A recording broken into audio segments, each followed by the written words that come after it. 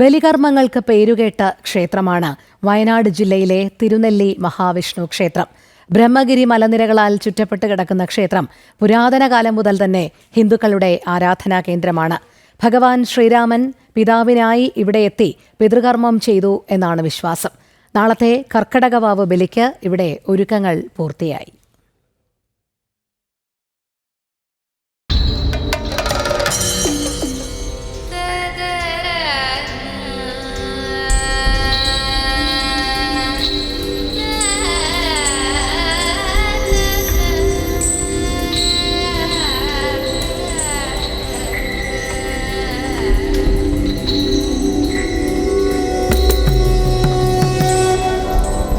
നമ്മളിന്ന് നിൽക്കുന്നത് വയനാട്ടിലെ പ്രശസ്തമായ തിരുനെല്ലി മഹാവിഷ്ണു ക്ഷേത്രത്തിലാണ്.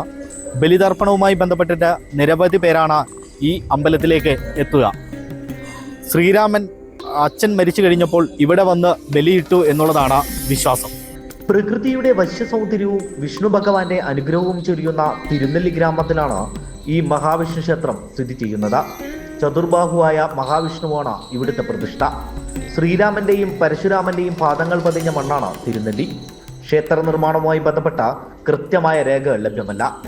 കരിങ്കൽ പാളികളിലാണ് ക്ഷേത്രം നിർമ്മിച്ചിരിക്കുന്നത്. മഹാവിഷ്ണുവിന് ബ്രഹ്മാവ് നിർമ്മിച്ചു നൽകിയ ക്ഷേത്രമാണ് തിരുനെല്ലി എന്നാണ് ഐതിഹ്യം. അതിനാലാണ് ചുറ്റുമുള്ള മലനിരകൾക്ക് ബ്രഹ്മഗിരി എന്ന പേര് വരാൻ കാരണം.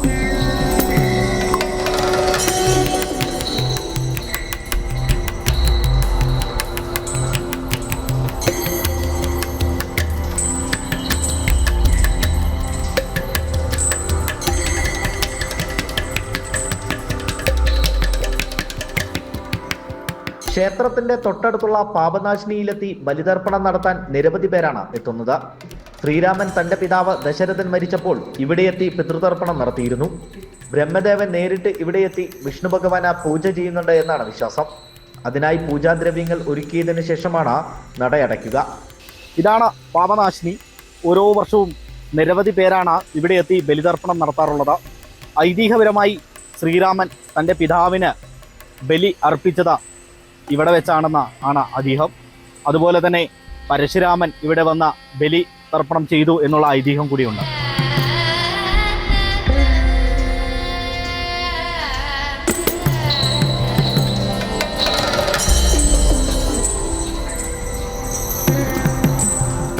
ബ്രഹ്മാവ് പിതൃമോക്ഷത്തിനായി തപസ് ചെയ്ത് മഹാവിഷ്ണുവെ പ്രത്യക്ഷപ്പെടുത്തി പ്രതിഷ്ഠ ചെയ്തു എന്നുള്ളതാണ് തിരുനെല്ലി ക്ഷേത്രത്തിൻ്റെ ഐതിഹ്യം. അതായത് പിതൃമോക്ഷ സങ്കല്പത്തിലാണ് വിഷ്ണു ഭഗവാന് തിരുനെല്ലി ക്ഷേത്രത്തിൽ പ്രതിഷ്ഠ ചെയ്തിരിക്കുന്നത്. പ്രതിഷ്ഠ ചെയ്തത് ബ്രഹ്മാവും. അപ്പോൾ ആ ക്ഷേത്രത്തിൻ്റെ പ്രാധാന്യം ഇനി പ്രത്യേകിച്ച് എടുത്തു പറയേണ്ട ബ്രഹ്മദേവൻ്റെയും മഹാവിഷ്ണുവിൻ്റെയും സാന്നിധ്യം എല്ലാ ദിവസവും തിരുനെല്ലി ക്ഷേത്രത്തിലുണ്ട് എന്നാണ് പറയപ്പെടുന്നത്. അതായത് എല്ലാ ദിവസവും അർദ്ധരാത്രിയിൽ വിഷ്ണു ഭഗവാനെ പൂജിക്കാൻ ബ്രഹ്മാവ് വരുന്നു എന്ന സങ്കല്പത്തിൽ ബ്രഹ്മാവിനായി പൂജയ്ക്ക് ഒരുക്കി വെച്ചാണ് നമ്മൾ മേശാന്തി നടയടച്ച് പുറത്തിറങ്ങുന്നത്. പാപനാശിനിയിൽ നിന്നും കൽപ്പാത്തി വഴിയാണ് ക്ഷേത്രത്തിലേക്ക് ആവശ്യമായ ജലം എത്തിക്കുന്നത്. ഒരിക്കൽ ചിറക്കൽ രാജാവിന്റെ പത്നി വാരിക്കര തമ്പുരാട്ടി ക്ഷേത്ര ദർശനത്തിനെത്തുകയും ദർശനത്തിന് ശേഷം കുടിക്കാൻ അല്പം വെള്ളം ചോദിച്ചപ്പോൾ പാപനാശിനിയിൽ നിന്നും വെള്ളം എത്തിക്കുന്നതിനുള്ള ബുദ്ധിമുട്ട് ശാന്തിക്കാരൻ തമ്പുരാട്ടിയോട് വിശദീകരിക്കുകയും ചെയ്തു. തുടർന്നാണ് ജലമെത്തിക്കാൻ ഇത്തരത്തിൽ കരിങ്കൽ പാത്തി നിർമ്മിച്ചത്.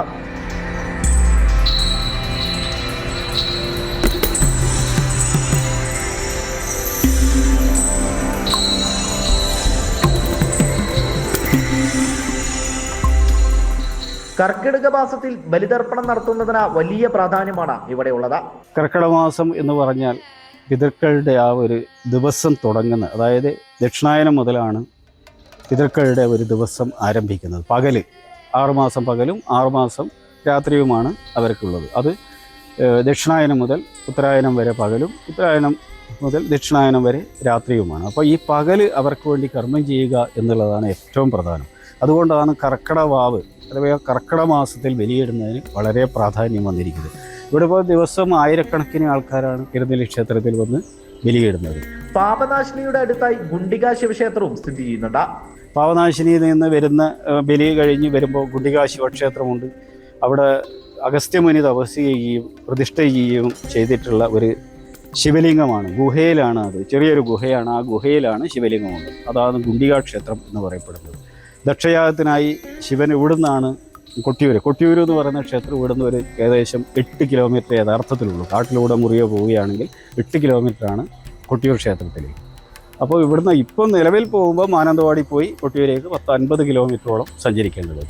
അപ്പോൾ ഈ ഗുണ്ടിക ക്ഷേത്രത്തിൽ നിന്നാണ് കൊട്ടിയൂരേക്ക് ശിവൻ പോയത് എന്നുള്ളത് ഒരു ഐതിഹ്യം പറയുന്നുണ്ട്. വിഷുവാണ് ക്ഷേത്രത്തിലെ പ്രധാന ഉത്സവം. വനവാസി ഗോത്ര വിഭാഗത്തിൽപ്പെട്ട തേൻകുറുമരുടെ കോൽക്കളി വിഷുവിന് തലേ ദിവസം ക്ഷേത്രത്തിൽ എത്തിച്ചേരും. നാടിന്റെ അഭിവൃദ്ധിക്കായി വഴിപാടായാണ് കോൽക്കളി നടത്തുന്നത്.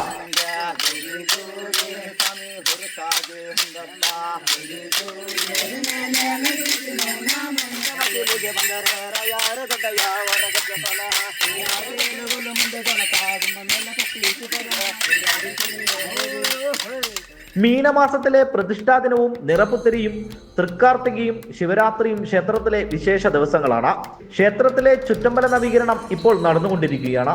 നൂറ്റാണ്ടുകൾ പഴക്കമുള്ള ഈ ക്ഷേത്രത്തിന് കാലഘട്ടത്തിൻ്റെ അനിവാര്യമായ നവീകരണ പ്രവർത്തനങ്ങൾ ഇപ്പോൾ നടന്നു വരികയാണ്.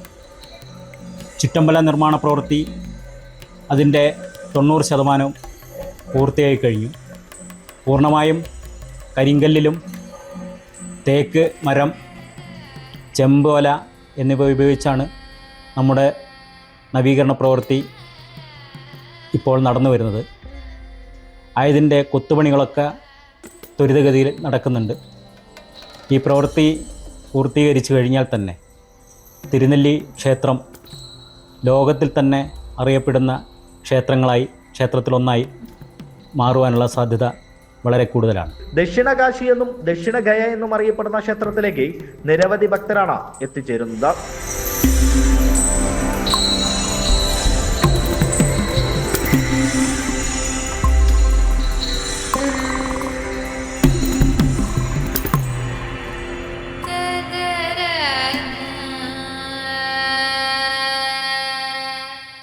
ജനം, വയനാട്.